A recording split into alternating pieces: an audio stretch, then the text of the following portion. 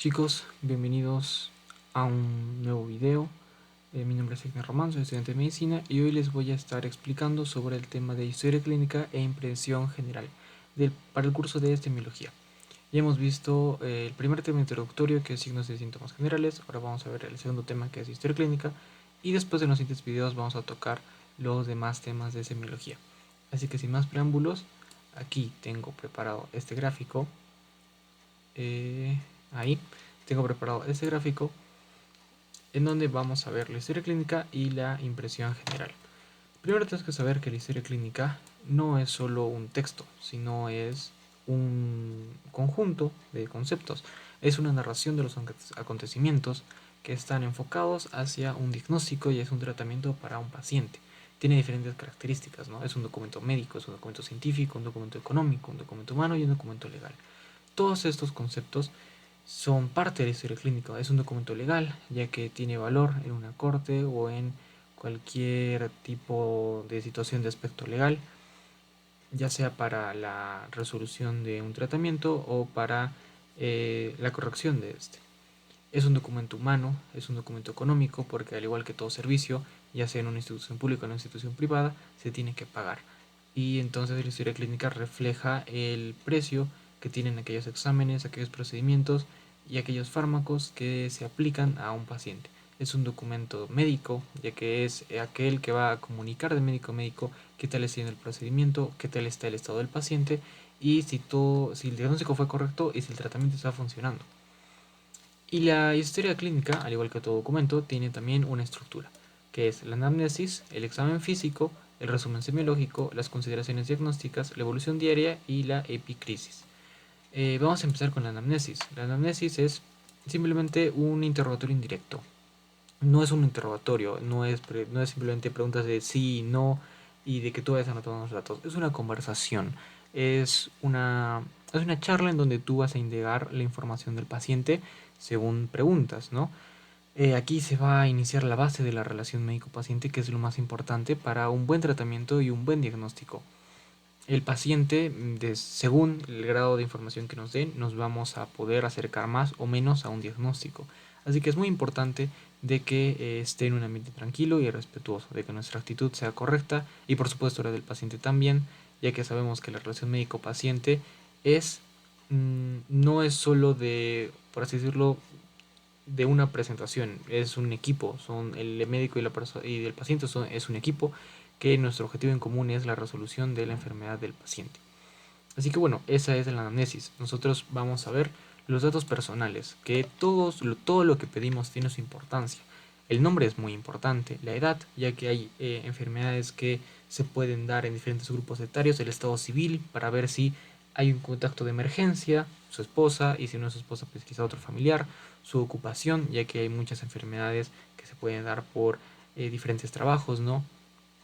Está lo que existe la medicina ocupacional, el domicilio, para saber de dónde viene, porque también hay enfermedades endémicas que podrían acercarnos a un diagnóstico.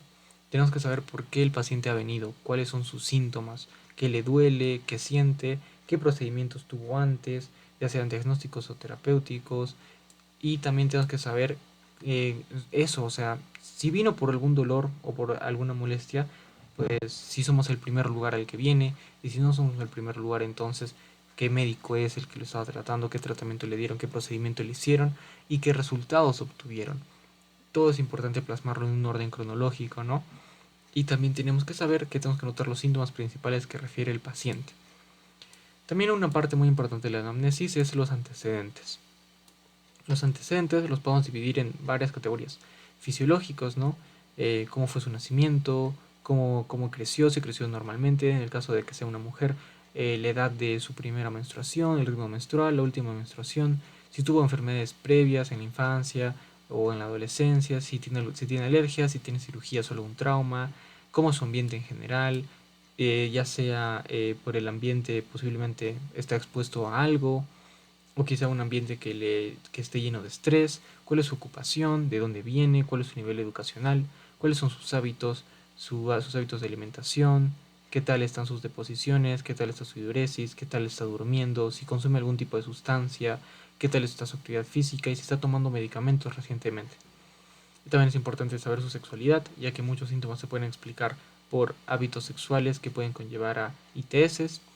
También es importante saber sus antecedentes familiares para entender las enfermedades hereditarias y el ambiente familiar. Cuando acabemos con estos datos de la anamnesis, vamos a proceder a realizar el examen físico.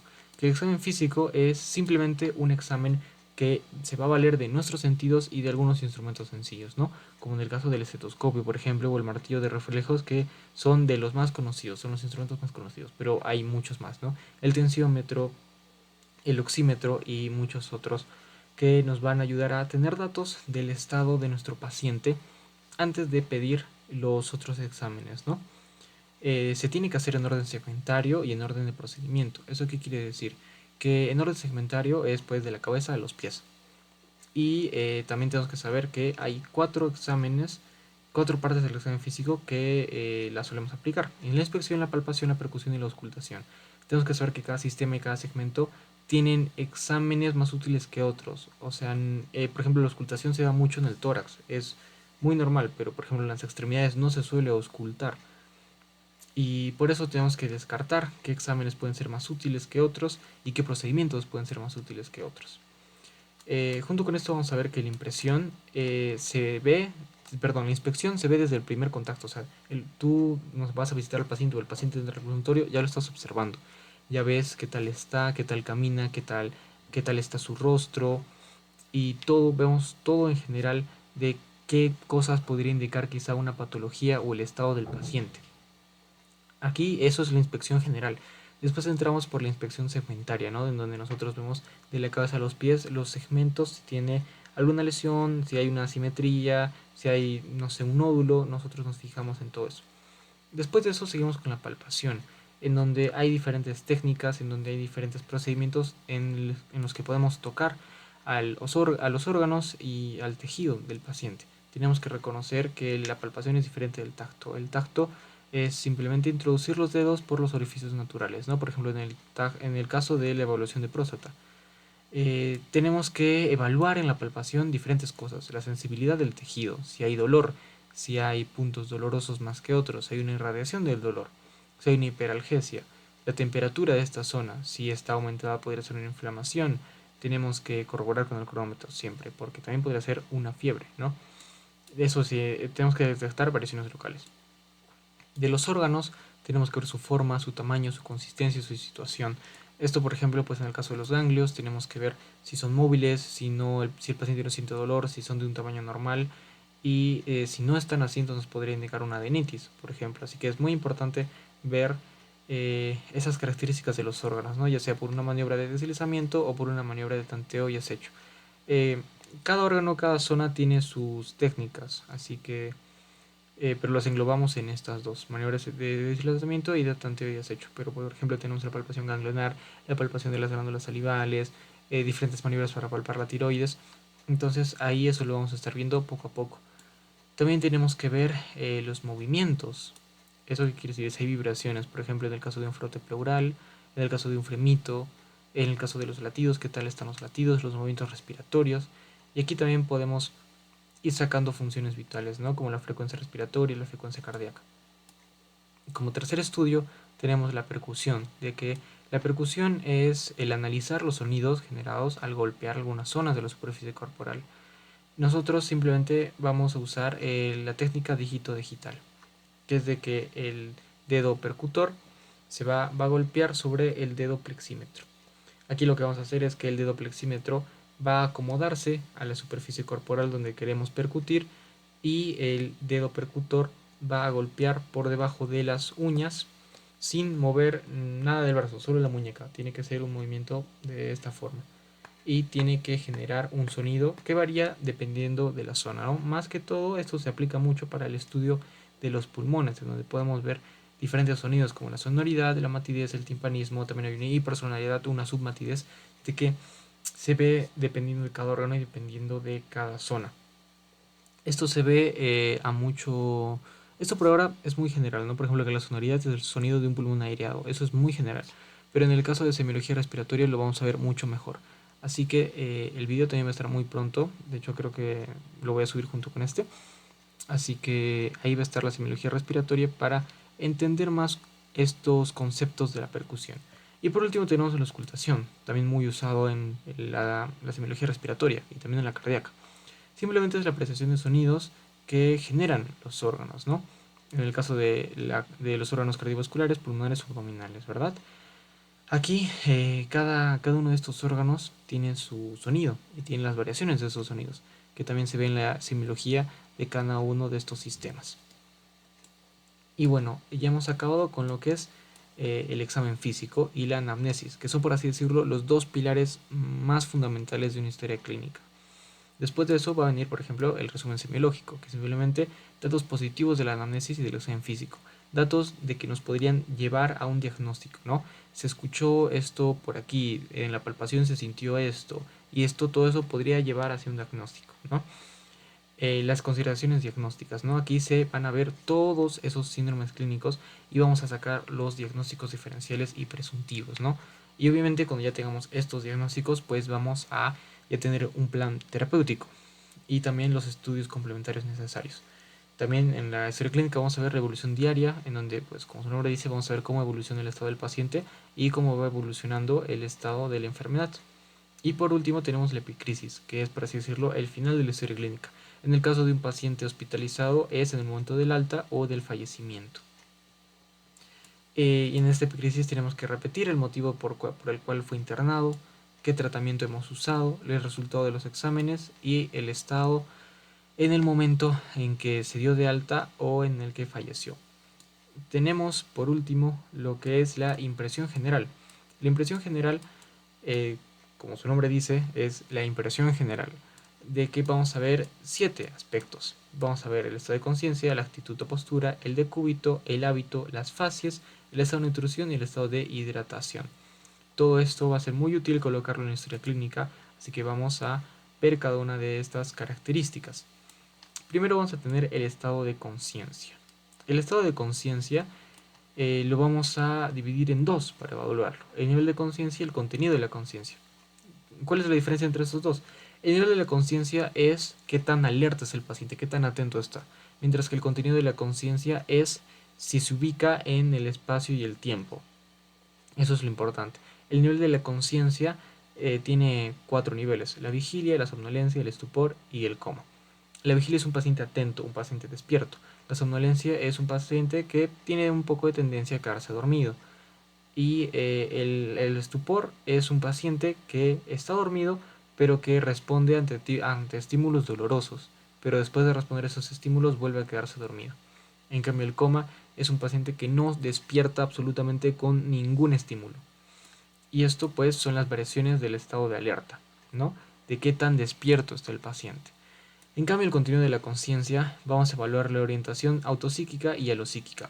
La orientación autopsíquica es de que el paciente tiene que tener conocimiento de quién es él y cuál es su historia personal, mientras que la orientación alopsíquica tiene que ubicarse de dónde está y quiénes están a su alrededor. Eso es los dos aspectos que vamos a evaluar para ver si el paciente está ubicado en el espacio y el tiempo. Y también hay niveles. En este caso tenemos la lucidez, la confusión y la obnubilación. En el caso de la lucidez es un paciente que está orientado tanto autopsíquicamente como alopsíquicamente. Una confusión es de que estos dos contenidos, la orientación de la autopsíquica y la alopsíquica, va a estar afectados. Y también el paciente va a estar atento, va a estar despierto, pero no va a saber quién es, no va a saber en dónde está. No va a estar ubicado, pero sí va a estar atento. En cambio, la obnubilación es de que es como la confusión, solo que va a haber disminución en la atención, el paciente va a estar ido y también va a haber un deterioro en la memoria. Después, la actitud o postura. La actitud o postura, me faltó mencionar, el contenido de la conciencia, nosotros lo vamos a medir mediante la escala de Glasgow, ¿no? Que como sabemos, pues, de 13 a 15 puntos es de que pues está en un estado de la conciencia bueno, mientras que de 3 a 8 puntos es que está casi inconsciente, ¿no? Esto es muy muy importante, sobre todo en casos de emergencia, ¿no? La actitud o postura. La actitud o postura es simplemente las posiciones que suele tener el paciente, ¿no? Aquí, por ejemplo, tenemos las posturas antálgicas, que es simplemente posturas que el paciente adopta para evitar sentir el dolor. Hay muchas patologías que son regionales, ¿no? Que están en un solo punto. Entonces el paciente, para evitar sentir dolor o evitar sentir molestias, se acomoda de diferente forma. Eso también es muy importante obligarlo. Si no hay ni nada de esto, pues es una actitud compuesta. Pero por ejemplo tenemos la ortopnea, ¿no? Que es una posición en la que el paciente no se puede echar boca arriba, no se puede echar en el cúbito dorsal, porque eso le quita el aire. Entonces se ve obligado a estar sentado. En el caso del decúbito, podemos ver que tenemos el activo y el pasivo. El activo es aquel decúbito que el paciente puede adoptarlo y puede modificarlo voluntariamente. En cambio, el pasivo es aquel que está en esa posición porque no puede moverse, ya sea por cualquier enfermedad, ¿no? Por una parálisis o por alguna enfermedad crónica que está llevándolo hacia un estupor, por ejemplo. En el decúbito activo tenemos tres características: indiferente, preferencial y obligado. En el indiferente es pues un paciente que está echado, decide cómo estar echado y puede variar su posición sin ningún problema. El preferencial es que el paciente esté echado en una posición ya que prefiere adoptar esa posición ya que disminuye sus molestias. Un paciente con decúbito activo obligado es que la patología no le permite alguna otra posición. El hábito. El hábito, esto es, por así decirlo, la contextura corporal. Es muy conocido algunos nombres, ¿no? Como el caso de ectomorfo, mesomorfo y entomorfo, pero aquí nosotros hablamos de brevilíneo, longilíneo y mediolíneo. El brevilíneo es un paciente con una complexión corporal de baja estatura, cuello corto, abdomen voluminoso, y suelen ser pacientes musculosos, pero que también tienen alta tendencia a la obesidad, mientras que un longilíneo es todo lo contrario, es un paciente con alta estatura, cabeza alargada, cuello largo, les cuesta adquirir músculo, pero también les suele juntar grasa, les suele dificultar ambos, o sea, les cuesta ganar músculo y les cuesta ganar grasa, así que suelen ser personas bastante delgadas. El mediolíneo, por ejemplo, es un paciente, una combinación entre los dos. Tiene una estatura mediana, proporcionada, asimétrica, perdón, armónica, y suele tener un aspecto fuerte o atlético, ¿no? Las fascias. ¿Qué son las fascias? Las fascias son simplemente formas en las que un paciente puede presentar su rostro. Algunas patologías suelen provocar alguna expresión en el rostro de nuestros pacientes, así que también es importante estudiar estas fases. Una fase que no implica ninguna patología se suele llamar normal o compuesta, mientras que hay otras, como en el caso de la anémica, en donde se ve una palidez extrema, en el caso de una cianótica o de una ictérica, donde la ictérica se ve completamente amarilla. Cada una de estas fases va a tener diferentes características, ¿no? La más popular, por ejemplo, sea una fase del síndrome de Down, en donde podemos ubicar que tiene ese trastorno, ese síndrome, gracias a su fase. Podemos tener también la fase caquéctica en pacientes crónicos, la fase miasténica, la parkinsoniana, que se llama como el jugador de póker, que es una cara completamente amímica, no tiene expresiones, una fase acromegálica, que tiene su rostro en cara de luna, la nariz un poco más grande, el mentón también, la cushignoidea, que es la fase de luna llena, la hipertiroidea, que hay un exoftalmos, simplemente es una mirada como de asustado, como que los ojos quieren salir de sus cuencas, una hipotiroidea, donde hay una cara abogatada, donde hay párpados semidematizados, etc. Hay muchas fases y cada una de ellas se estudia para, para poder guiarnos a un diagnóstico. El estado de nutrición. El estado de nutrición es muy importante, al igual que el estado de hidratación. Seguramente han escuchado que en la historia también han puesto regular estado de nutrición, regular estado de hidratación, regular estado general. Bueno, de aquí nace esto. El estado de nutrición lo podemos medir a partir del IMC y sabemos que pues una persona que tiene un IMC mayor a 25 ya se considera sobrepeso, pero de 18 a 25 es una persona normal, que está bien nutrida, que tiene un cuerpo, una contextura normal, que no tiende a la obesidad ni a la desnutrición. Aquí, por ejemplo, puede haber anomalías, ¿no? Puede haber un sobrepeso o puede haber una pérdida de peso. Así que tenemos que hacer que todo aumento o disminución inesperado de peso puede ser por modificaciones del volumen del líquido extracelular. Esto quiere decir un edema, por ejemplo, una sobrehidratación. Así que aquí esto está relacionado con el estado de hidratación, donde podemos ver dos estados, la sobrehidratación y la deshidratación. En el caso de la sobrehidratación, su signo va a ser el edema, en donde nosotros vamos a poder estudiar la sobrehidratación por el signo de la fovea o de Godet. Esto ya lo hemos visto en el tema de signos y síntomas generales y se va a volver a ver en semiología renal. Pero bueno, es simplemente nosotros cómo vemos el edema, que el edema es simplemente un acúmulo de líquido en el líquido extracelular.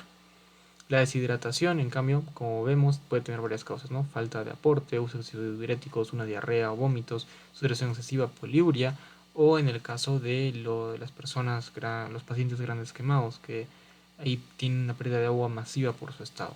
Y para estudiar la deshidratación tenemos el signo del pliegue, al igual que tenemos el signo de la fobia, tenemos aquí el signo del del pliegue, donde simplemente como haciendo una forma de pinzas con nuestra mano, vamos a jalar, vamos a sacar un pliegue del dorso de la mano o de la región anterior del tórax.